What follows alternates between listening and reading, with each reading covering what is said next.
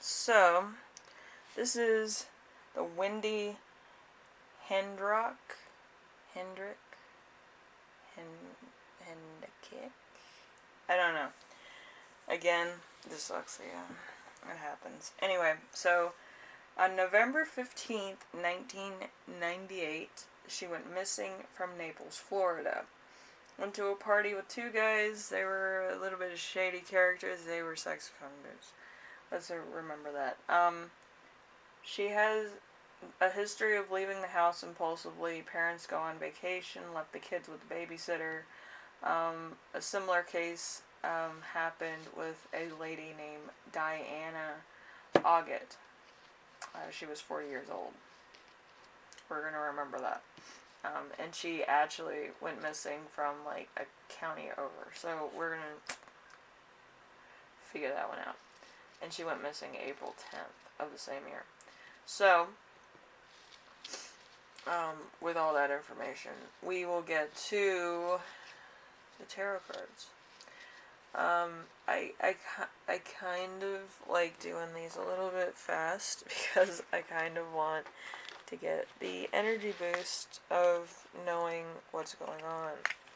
So, we have the first one, which is the High Priestess. The High Priestess is wisdom, personal judgment, all that comes with maturity, intuition, common sense, the ability and willingness to learn, virtue and emotion on the darker side, impatience, inability to share, a person who is occasionally overbearing, but is nevertheless a good teacher. So this, I think she came from like a family of children, but she was I think she was the youngest. I haven't looked at my notes on this case for a while. But, yeah, I didn't write down that she was the youngest of, I think, 3 kids or 2 kids. There's a lot of cases in my journal. Sometimes I just watch true crime and then I, like, write down stuff.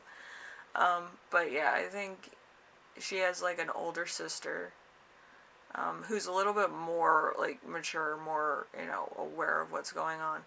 So, the younger sister kind of wants to go party, wants to go do stuff, is kind of a rebel in her own way, and she's kind of a good teacher in that way, I guess. And that's what the High Priestess is standing for this moment. Then we have the Knight of Swords. The Knight of Swords is rushing into danger despite dispute over a person of the opposite sex, naive, physical or mental, spiritual incapacity. So I think she has some type of mental disorder, if I had to think about it. Florida.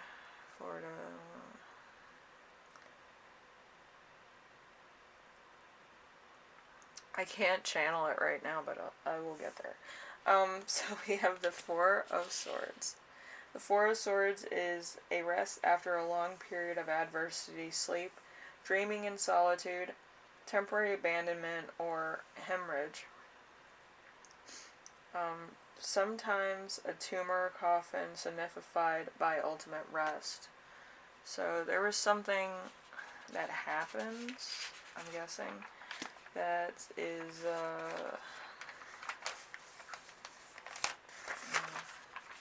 I feel like it's more of a constraint. So it's kind of getting the brain working. I haven't done one of these in a while, so you have to excuse me. I've done those celebrity ones; they're fun. Anyway, so we got the Knight of Wands. The Knight of Wands is a journey into the unknown, a important message to be delivered, a general change of location, running away and escaping a bad situation, a mysterious character. So, I find it really interesting, like, all this stuff would happen, and there's, like, all these shady people around her around this time. And it's kind of like, if this was made into like a creepy video, it would be like really creepy. It would be like suburban murderers or suburban you know, witchcraft or whatever. You know those movies, like, they used to have it on Masterpiece Theater where it was just like a mystery within a mystery. But yeah, it's the same thing.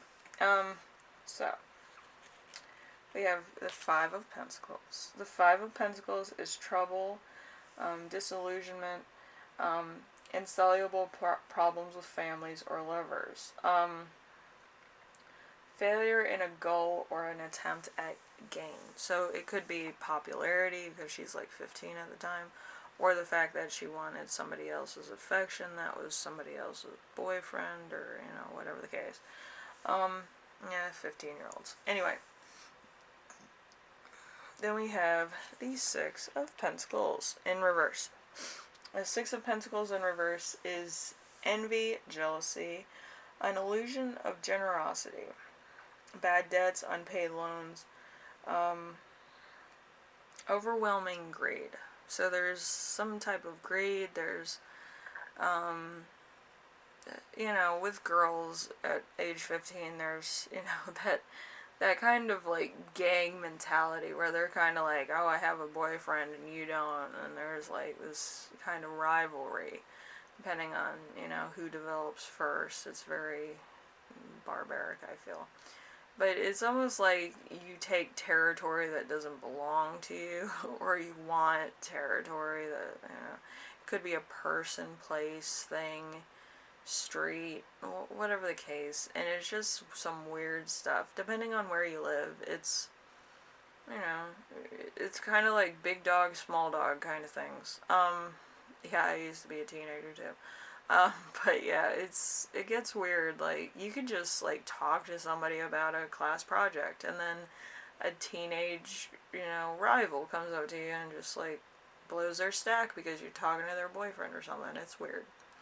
But yeah, it's really childish things. Anyway, so we're going to go on to the next card, which is the Ten of Swords in reverse. Ten of Swords in reverse, a victory won at an expensive cost, a moment of power. So probably, like I said before, probably a little bit of a, you know, rivalry going on here.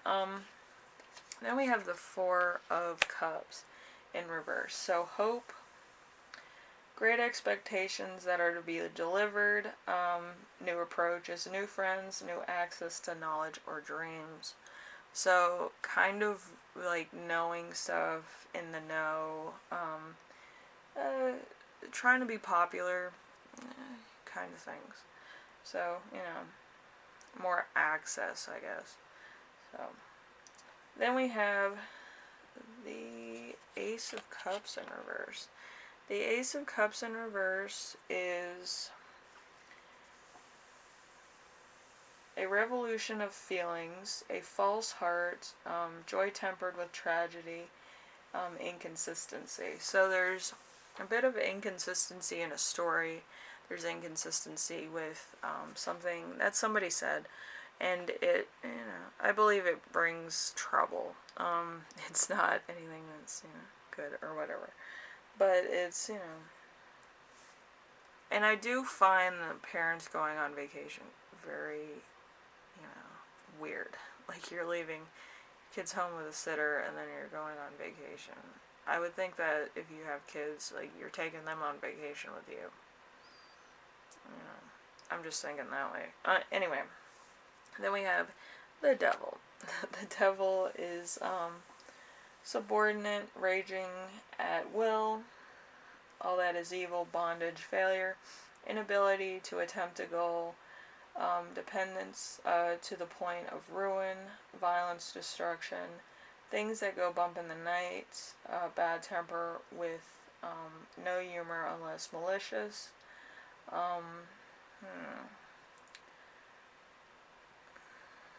unprecedented, strange experiences, temptation, and controversy. So, it could be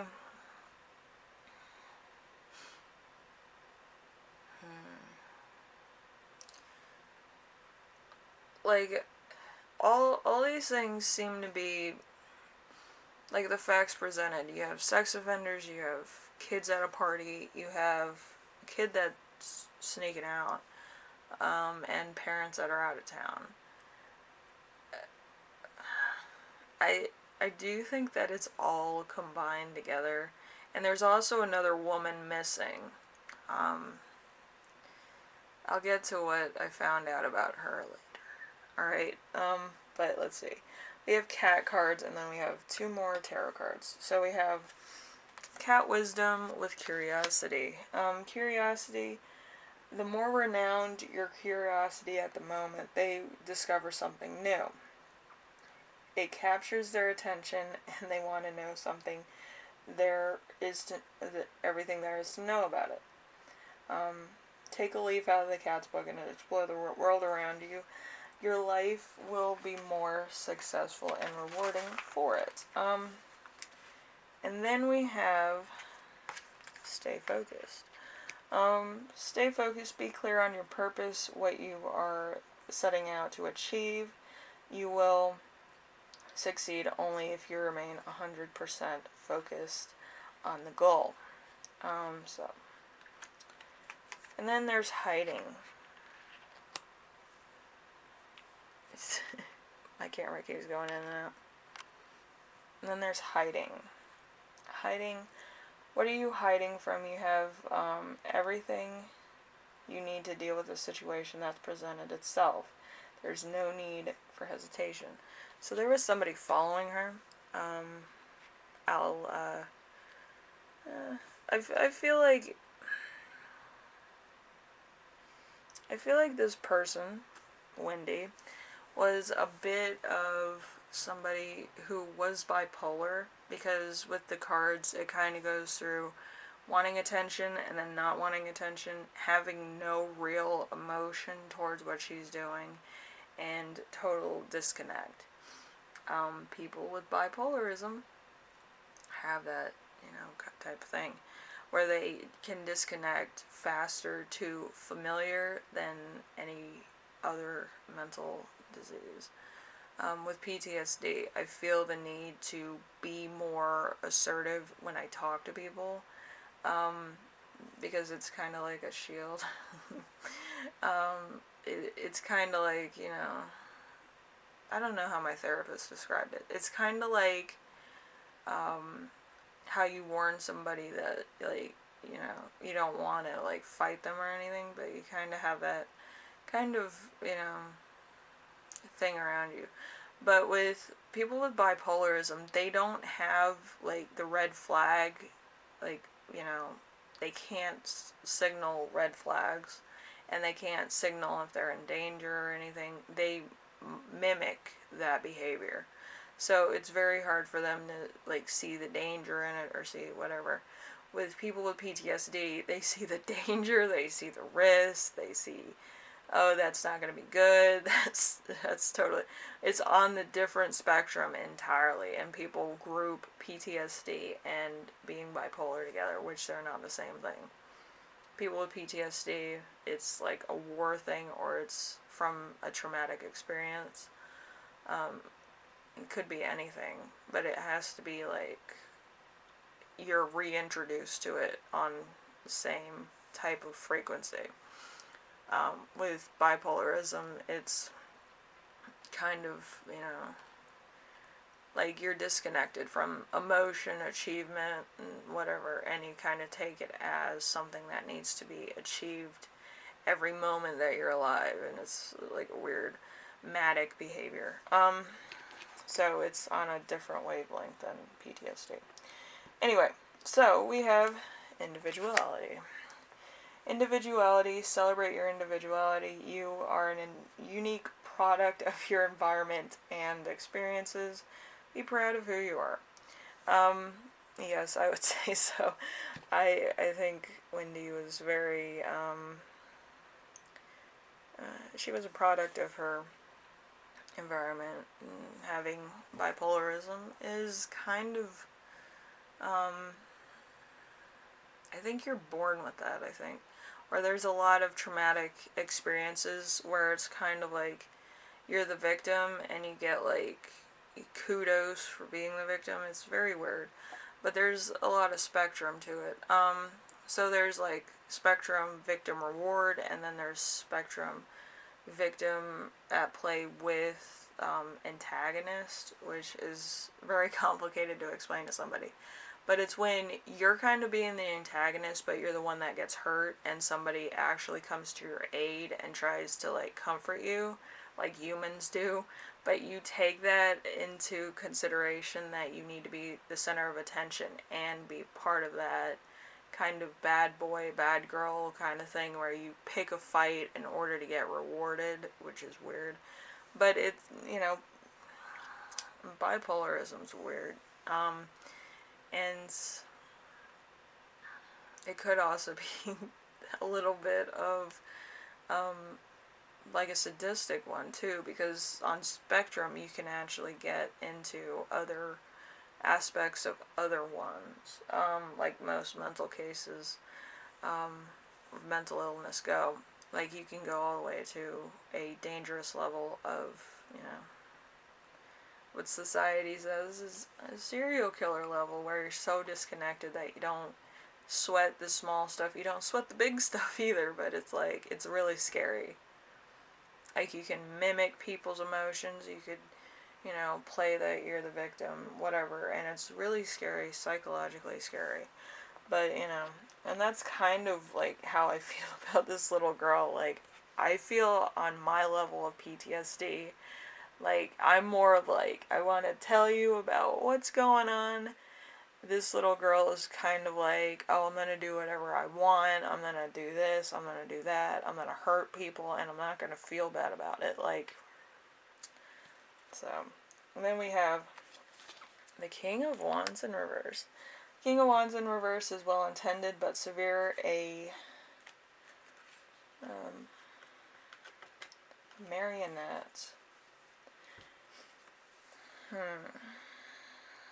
Idealistic to the point of blindness. Overly religious or intolerant. Prone to exaggeration. So, again, bipolarism. And then we have the Knight of Swords in reverse. So rushing into danger despite the person of the opposite sex. Naive physical, mental, or spiritual incapacity. So, like I said before, she can't really, gauge how bad a situation is, how a situation may be. And I do believe at this point in time, like, since it's Florida's kind of like, the mental health hub of the world. And it's not for, like, helping people. It's mostly, like, in Florida, if you have bipolarism or any manic behavior, anybody can sign you into a mental ward, and then you're not seen or heard from again. And it's like a weird conspiracy down there with people that are bipolar. The lady Diana, who was on here, who went missing April of 1989, she actually just walked outside and they picked her up at her house. Like, it was just the fact that somebody reported that she had bipolar, and they just picked her up. Like, she had, like, major cases of bipolarism. Like, she would go on drug binges, wake up and go on more drug binges, and then she, like, would start riots and stuff like that. But they picked her up. Like, they just said, oh, so-and-so wants to see you, blah, blah, blah, and picked her up. And that was on the report. Like, somebody had picked her up, and a neighbor saw that, and, that was it. But yeah, I feel like it's the same thing with this Wendy case. I believe that her father and her mother went away, so then they wouldn't be pulled into it. They wouldn't feel sympathy, where they canceled the mental health hospital taking Wendy away. So they had to leave, go on vacation, and leave them with a sitter that they didn't have any emotional attachment to. So then, it wouldn't be like a big deal. It's very like sadistic to think about.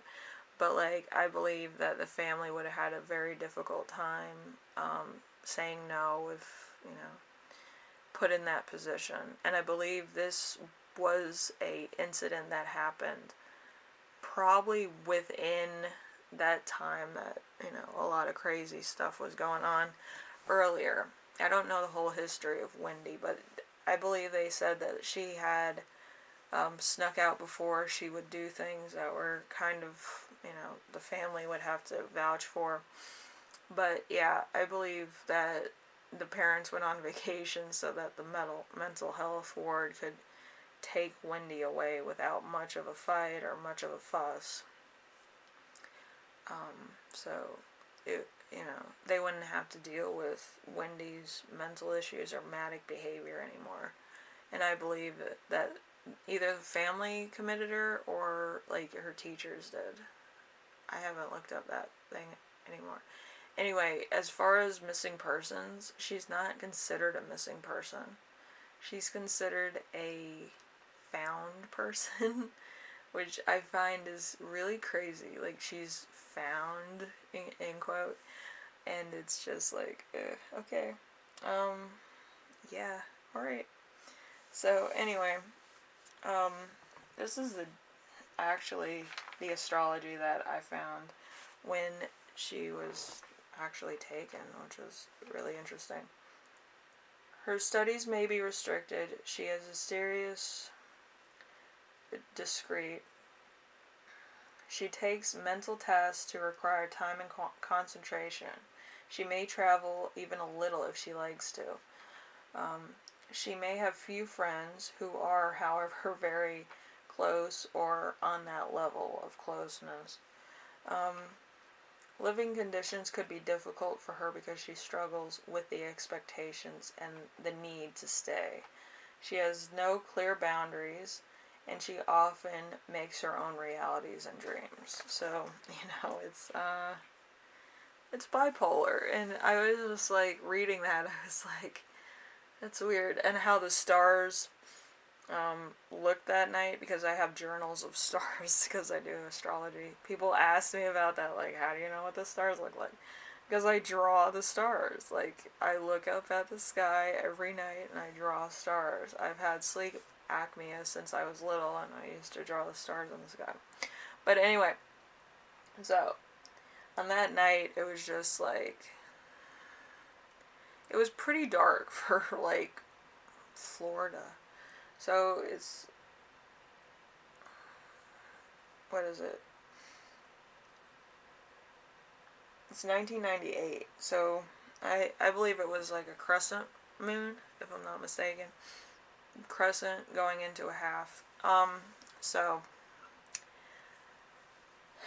a lot of stuff happens during a crescent moon. I can't be outside during a crescent moon because it's kind of like, it's a resolution moon, for me anyway, and it could be for a lot of other people. People don't know how to read the moon either. But yeah, if you're outside and it happens to be a crescent, anything that you inspire to do tomorrow is not going to happen. And that's why I don't want to be outside when it's a crescent moon. And I believe Wendy couldn't be out on a crescent moon either, because of, reasons. But I think, this was all part of the family stuff, and they wanted to stop the problem, stop the phone calls, stop looking like bad parents, whatever the case.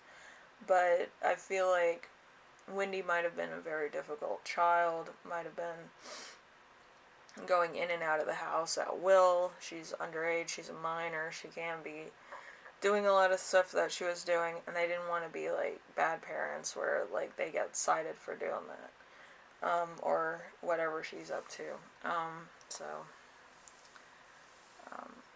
Yeah, there's probably like more to the story, but like they only give you like the briefing of a little bit.